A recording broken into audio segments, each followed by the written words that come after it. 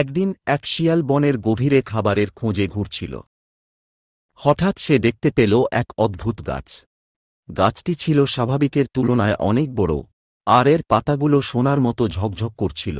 শিয়াল অবাক হয়ে গাছটির দিকে এগিয়ে গেল। গাছটাকে দেখে অদ্ভুত মনে হচ্ছে না? এগিয়ে গিয়ে দেখি তো। হ্যাঁ, এটা তো এক অদ্ভুত গাছ মনে হচ্ছে। এমন গাছ তো আমি আগে কখনো দেখিনি বাবা। নিশ্চয়ই এ গাছের অনেক গুণ আছে। যদি এ গাছের ফল খেলে কিছু পাওয়া যায়, তাহলে তো আমি এ বনের রাজা হয়ে যাব। পুরো বনটা তখন আমি নিজেই শাসন করব।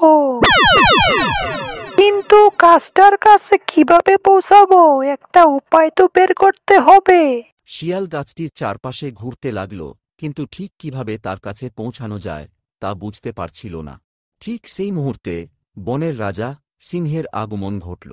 সিংহ গর্জন করতে করতে গাছটির দিকে এগিয়ে এল। ওরে শিয়াল, তুই এই গাছের কাছে কি করছিস? এই গাছটা তো আমার, আমি এই বনের রাজা, তাই এই গাছের সমস্ত ফল আমার প্রাপ্য।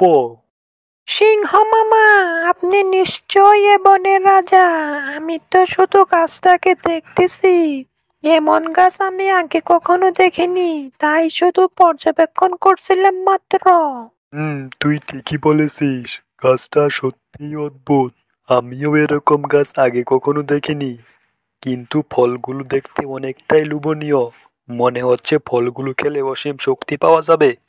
সিংহ মামা, আপনি তো এমনিতেই অনেক শক্তিশালী।